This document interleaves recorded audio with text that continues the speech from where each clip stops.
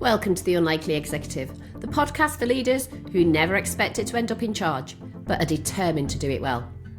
I'm Barbra Carlisle, executive coach to founders, CEOs, and purpose-led leaders who want clarity, confidence, and a team that thrives. Each episode, I dive into real conversations with leaders who've navigated pressures and big decisions so that you can lead with courage, honesty, and impact. Let's get into it. Hello and welcome. Today I have the pleasure of talking to Colin McEllin, who is the co-owner of Clan Contracting and Smart Hire Tools. Is that correct, Colin? Correct, yeah. Two businesses, not one. Would you like to just introduce yourself to the audience, just perhaps saying who you are and what your businesses actually do? Yeah, thanks Barbara. Thanks for having me this morning. Yeah, so my name's Colin McEllin, Operations Director for Clan Contracting, co-owner with two other people, Damien and Jen, and also co-owner of Smart and Plant Hire, which that runs itself very, very well without me. So there's five of us who own Smart, and the two other guys run it perfectly, successfully without us being involved, other than pushing it as best we can. But my main job as Operations Director in Clan, that's what I've been doing for I've been in Clan for 32 years, which is a long, long time. I've been a director, co-owner since 2019. So I think, we're on our 7th year now, and it's doing really well. It was always a well-established business anyway. It was established in 1982 by a guy called Alan Anderson. Then I started when I was 21, just as a young lad on the tools, brushing up, labourer, no qualifications, nothing really. And I fell into it really. I never ever really wanted to do construction. It wasn't my bag really at the time. I was brought up on a farm, so I was brought up in quite a large farming business. So it was drummed into me from a very, very early age to work hard, up early every single morning, home late every night, working on the fields and in all different types of weather. So it was drummed into me mainly from my granddad, my uncle and my stepdad. And it was tough. It was tough, but it was a family business, and that's where I got my business brain from, I suppose. If you don't work hard enough, you don't get anything out of it. So then anyway, unfortunately, after working on the farm, I went to agricultural college as well because my granddad made me go. So I lived there for 2 years, and then I come out of it thinking, yeah, this is what I'm doing, but it never worked out. The whole family business went bankrupt. 1990, everything went wrong for the business. Well, I actually knew someone who worked in Clan, one of the managers, and he said, come and work for us. And I was like, well, I don't even know what you do, don't know anything about construction. And he just said, you'll pick it up, it'll be fine. Anyway, I did that, and here I am today, owner, director of the whole business. Quite a mad story really, because I had no qualifications, I had no education, wasn't great, because I always thought I'd just be working for my granddad and my uncle and my stepdad. So I did all my education, construction education, in my early 30s, and I became chartered 2 years ago as a construction chartered manager, which was quite tough. It was quite full on that, to be fair. So here I am today, a little bit different than when it was in 1994 when I was on the brush and shovel and just one of the lads. So yeah, I've worked my way up through supervisory roles, site management roles, contracts manager, and then ops director. Yep. People are always interested in that one because you start off at an early age and basically not knowing what you want to do, and a lot of people go to university and study construction technology or building surveying in university, and then they're off in the 20s. That wasn't me. I didn't know what the hell was going on. Basically, just going to work just to earn money back in the day in the 90s. It wasn't a great time with jobs and everything else, so I just stuck with it. And then I realised, I think, after about 10 years being in Clan, I needed to do something different. I'd got married, I'd decided to have a family, mortgage, the usual stuff as you grow older, responsibility. And then I realised that I can't just be doing this for the rest of my life, even though it was great laugh with all the lads on site. Learned loads off the guys in Clan back in the day. I still am, to be fair. And just got to a point where I just needed to do something different, push myself up to another level. My wife was always there for me to keep pushing me. You've got nothing to lose, and that old story. So that's when I went to college, night school, and did an ONC. It wasn't nothing amazing, the O&C, but it was a bit of a foot on the ladder type of thing. Yeah. To see how I could cope doing further education because I had rubbish at school. So it was a case of giving it a go, going to night school, and it wasn't easy, but I got through it. And then that was it. Then I think I had the bug for construction management, running projects, and then it just led from one project to another. It led to another one, then it led to me looking after 2 or 3 projects, and then as you've seen Clan on LinkedIn and everything else. I think it's just gradually grown over the years. Over the past, I would say, 20 years, it's just gone to another level. And certainly since we did the management buyout in 2019, it's just gone to another level.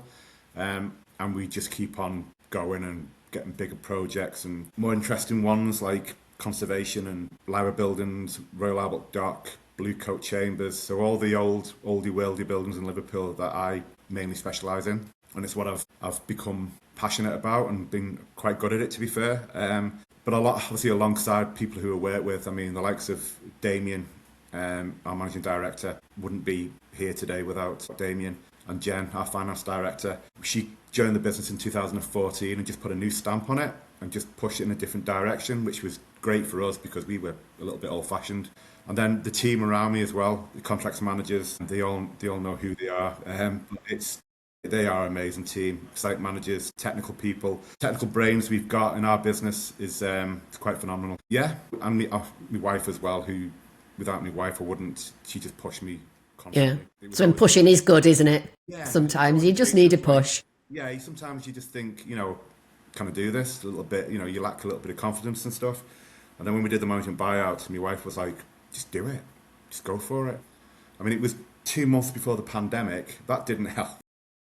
Well, you didn't know that, did you? We didn't know that, but we were strong enough to get through that, as many other businesses were. Yeah. And I know Clan because it does do a lot of heritage conservation. Yeah. I find that fascinating because I'm from St Helens, and I think one of the first sort of posts I saw was you were doing a bottle bank. I'm not even sure what it was in St Helens, right nestled next to Tesco, Well, never even knew it was there myself until we cut the trees down, and it just emerged out of the ground. The 1880s bottle shop factory, which was in ruins, and we've just stabilised it all, and now it's got a roof on it now, and now it's becoming, part of the community for the better, for the good, So that's just one of many. Yeah, and you didn't start as a specialist heritage contractor, did it? Yes, we've always been a structural specialist company, and that's how Clan started, with concrete repairs and cavity wall ties, just pinning buildings back together again. So we've always done that, and we're still doing that. Do a lot of domestic houses for councils and stuff, large housing estates where they need wall ties or underpinning or new lintels, bit of brickwork, rebuilds, repointing and stuff, just to keep everything, keep going and fresh. So that is our bread and butter, to be fair. But then we, like I said, about 20 plus years ago, we just stepped out of our comfort zone a little bit and started looking at bigger projects and bigger concrete repair projects and hospitals, schools, colleges, universities, churches. So anything, whether it be concrete, brickwork or stone, that's failing, we'll get stuck in and repair it. People come to us for help, basically, as a structural man to put things right. And it can be very daunting to people when they see buildings that are failing and struggling and virtually in collapse condition. It's really interesting as well to watch things go from the very beginning to the very, very end. And the one for me was my first site manager's job, was Blue Coat Chambers in Liverpool 1, which is the oldest building in Liverpool in the city centre, and we refurbished that in 2007, which took us about 2 years to do that. Learnt loads from that. That was really interesting. A lot of hard work went into that as well, and it still looks great to this day. It's a beauty. It's an amazing building. And the people in there as well, they always come back to me and Damien for help, advice. So we've got that relationship, we've got that bond with Blue Coat, and we've got that with other clients as well. But we always get, not always, but a lot of the time we get called back to, to have a look at stuff. Opening days, drinks, food, just nice stuff, charity dues and stuff like that. People like Blue Coat and other places, you don't tend to forget who we are. And it also gets us other contracts as well. Yeah. So there's always something going on. Because in terms of like the construction sector, it's the biggest pollutant of plastics and stuff like that. Yes. From what I'm hearing from about Clan, it's making sure that the buildings are Yeah. fit for purpose, which Yeah. enhances that sustainability. You're maintaining the heritage for future generations. Yeah. So this sustainability side of things for us with heritage buildings, we've always got to reclaim as much as we can anyway. And with bricks, so we always reclaim. And if we can't reclaim, we go to reclamation yards and pull out old stuff. So sustainability for that, we use old materials to put back into an old building if we can't use the original, which is really, really good. And we use a lot of lime mortars as well. We use limestone repair material, lime mortars. So again, it's real stuff. It's not like cement and stuff that gets made, out of a factory. It's proper old materials, traditional stuff, how they used to do it back in the day. So we try and do that as much as we can. But it takes energy and effort, doesn't it? But I want to move on a little bit about, you mentioned the management buyout a couple of times. Yeah. And I'm interested to know, well, what led to that and what did you have to find within yourself apart from your wife going, just go and do it, go Colin, go. Yeah. What went through your mind as you were making that decision as to shouldn't I? Yeah. It was a big decision. As you know, Clan's quite a large business. We employ 70 plus people. So there's a lot going on. It was a big step, big responsibility to make that decision to become a owner director. But it just felt right at the time, because me and Damien and Jen were basically running the business anyway, because we were younger, had fresher ideas, we were leading the front line and everything else. The previous owners were getting to a retirement age anyway. They'd all had enough. They'd all done an amazing job before us. They'd put it in a position the way it was in 2019. It was a good buy.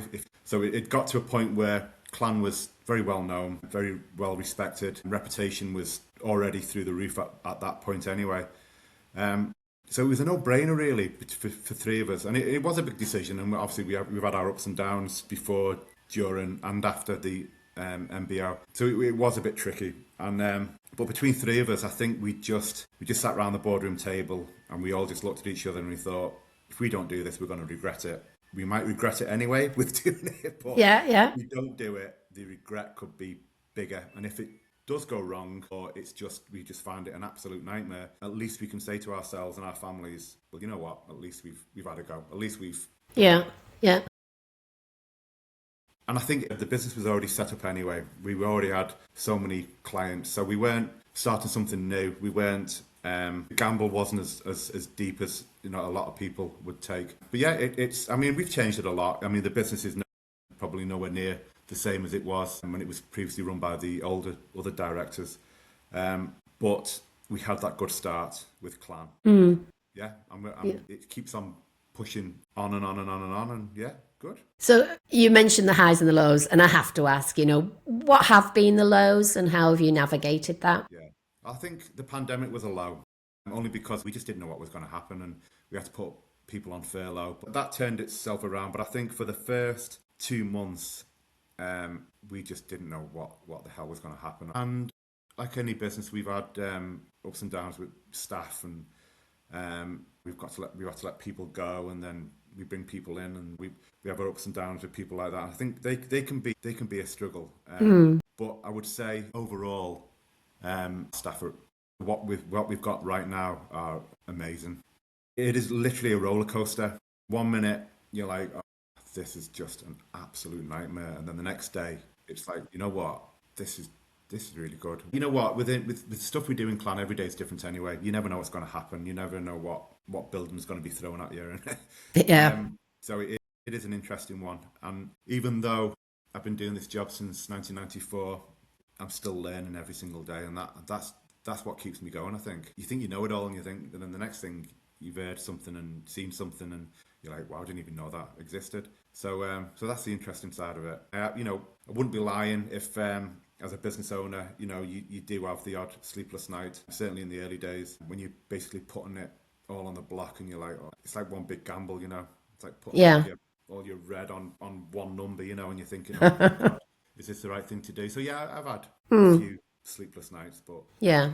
Yeah. So it was a gamble, but it's one that you felt that it wasn't too big a gamble for you and your family because you had the trust of Damien and Jen, and also the existing business had been pretty solid, even though it's now changed quite a lot.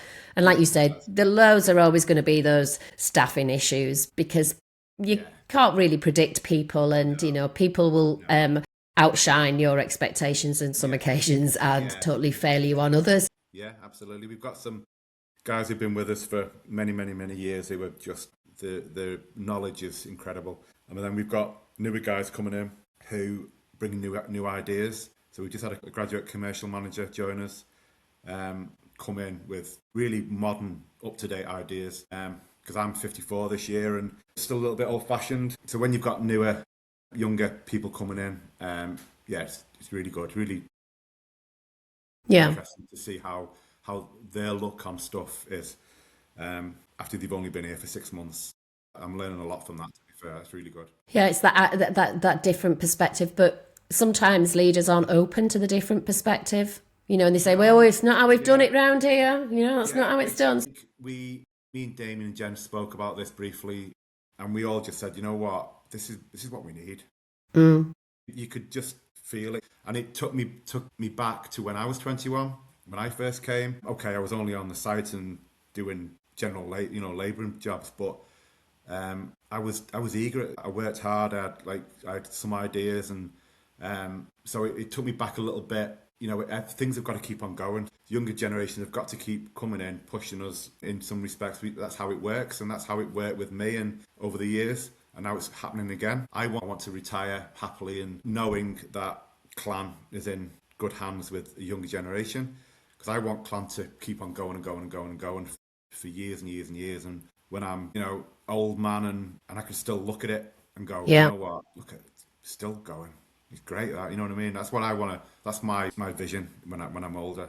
Do you think that you could walk away now and see it thriving, or is there stuff that you still want to achieve yourself within Clan? Yeah, I think there's stuff that I still want to achieve over the next 6 or 7 years. I'd like to maybe see maybe just under 10 years, and then get it to a place, a position of where it's rock solid, and then bye. I'll come in for a cup of tea and a pancake on Clan Cake Day or whatever. Pancake Day, that's the one. Yeah. I want to ask you about your own leadership style. How would you describe yourself as a leader? Yeah, I think I've always been quite calm, and that has put me in good stead with what I've done. Because I've dealt with a lot of management over the years who literally just scream and shout and bawl and give you a hard time. Directors in Clan as well, even though they all did an amazing job, they could be a little bit full on. So I always tried to keep a steady head and keep level and speak to people how I would like to be spoken to, and just respect everyone around you. You do have your challenges. You do have your meetings with the clients or the main contractors where you're in a bit of trouble with behind program or problems on site. I face all them meetings. I'll do all them myself. Most of them anyway. The really tier one contractors, I deal with that. And you do get grief and you do get put down a little bit. But I've always tried to keep calm, and I think that's probably, as a leader, I would say that's probably one of my better sides to me. Just think about it and just take a breather a minute, and rather than waving your hands around and kicking off, it doesn't work. So I think, I would say I'd like to think I was a nice boss. People tell me I am, whether they just said or not. Yeah, some did tell you the truth, Colin, at some point, I'm sure. What part of your leadership do you think needs work? I would say I need to take a minute sometimes and get all my ducks in a row. It feels like sometimes I'm literally all over the place and I can't get anything on a level. Everything just seems to be all over the place. I mean, just look at my desk. If you came into our office and you looked at my desk, you'd go, "Oh yeah, I know what he's on about." Organised chaos. I think moving forward as a leader, I think I need to sort me stuff out. I think I'm trying to do too much, duck in and out of stuff, and maybe taking a little bit too much responsibility sometimes, and not taking time for myself as well.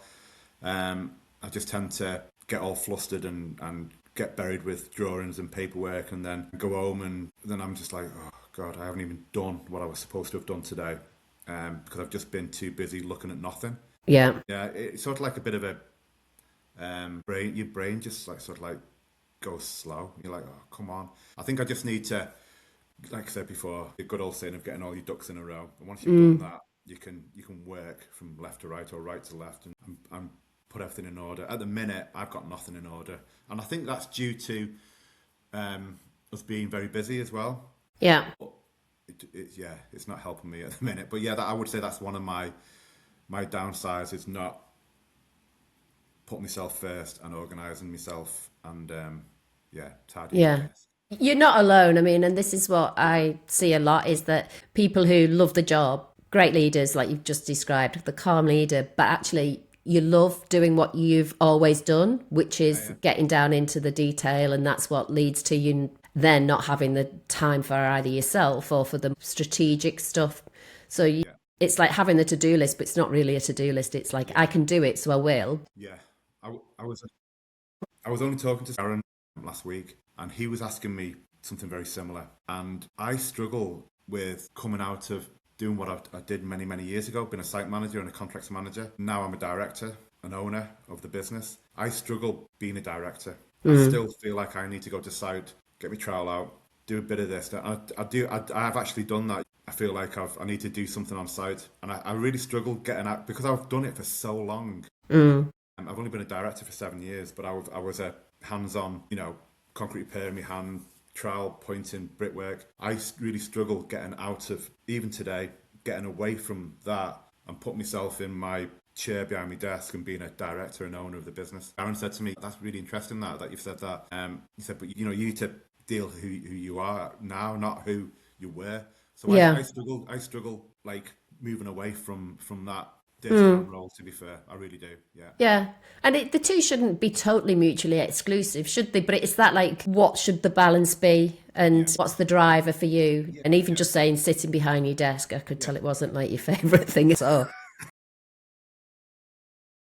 I'm going to ask you, have you had any leadership training or a coach or a mentor at all that have helped you?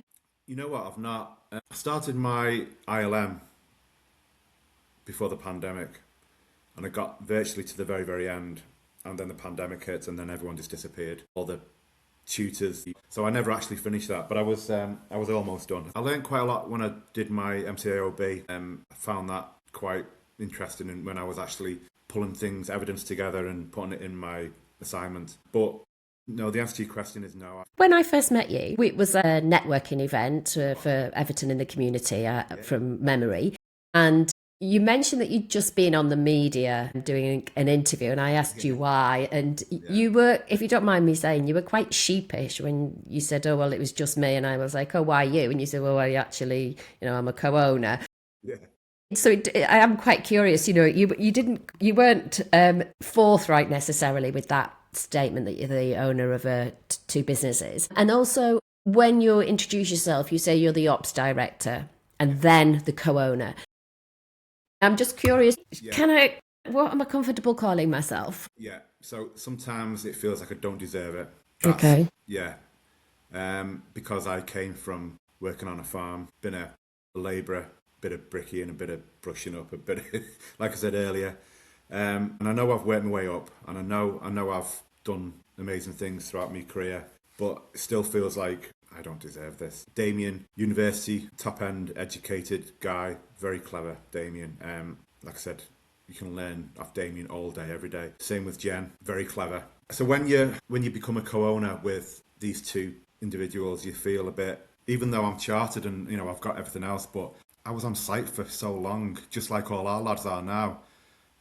Which is great, without people like me doing that and the lads doing that now. No, but we're nothing. We're not a business. Our lads keep us going, and that's what I did. But when it comes to co-owner, director of two very successful businesses, I really struggle to. Yeah, is it Yeah, should it have been me? No, I don't think it should have been. But Well, it should have been, shouldn't it? You know, tell you'd me be, otherwise. People, I yeah, mean, Jen tells me off quite a lot because I always say I'm just a builder, and Jen will say, "No, you're not. You're a bit different." And I was brought up in a business. You know, my nan and granddad owned their own business. My uncle owned his own business. My stepdad still owns his own business. I was surrounded by business people. It's all I ever knew. But even now, it feels like, yeah, I don't deserve it. It's a bit weird, but yeah, it's true. yeah. Interesting. And thanks for sharing that. What advice would you have for somebody who's starting off in the construction sector at the moment? Yeah, so my advice would be obviously work as hard as you can, and that's what was drummed into me from mainly my granddad. If you don't work, you don't get anything out of it. You've got to put work in to get nice things out of it. So my advice would be just to work as hard as you can and do as much training as you can, and training/education, because the more training you do, the more education you get within the construction industry. You'll just fly. I was doing a talk in a school, and it's like a career day. We do it every year. Done it for 10 years in a high school in Liverpool, and I was only saying then, you know, if you've got to put as much as you can into it, because if you don't, you won't end up doing anything in life. But if you do as much training as you can and education and just keep on going. The good thing about construction is there's so many different avenues coming off it. You're not just working in a factory making cardboard boxes. In construction, there's so many different architecture, engineering, electrics, plumbing, painting, decorating, joinery, commercial, quantity surveying. You know, the list is endless. You can just keep on going and going and going and going. Machine drivers, crane operators. It's just an endless web of you know, things shooting out of it. So my advice would be for someone new going into construction is find out what you want to do, start a job, move around the business, trying different things, whether it be bricklaying or plastering or whatever. Get a love for it, and then as soon as you've got that, you can just do anything you want to do. You can just fly in any direction you want to do, whether you want to be a bricklayer or you want to be an architect. I know they're slightly different. You can just run with it and go crazy. Yeah, like you did. Like I did. Yeah. Well, Colin, thank you ever so much for your time today. And if people want to get in touch with you, you're on LinkedIn, Colin McEllin, and Clan are active on social media, aren't they? Yeah. Thank you very much for your time today. Yeah, thank you, Barbara. Thanks for listening to The Unlikely Executive. If today's conversation challenged you, encouraged you, or gave you clarity about how you lead, then make sure you follow the show so that you never miss an episode. I'm Barbra Carlisle, helping leaders who never expected to be in charge show up with courage and fairness and conviction. Until next time, lead well and keep doing the work that matters.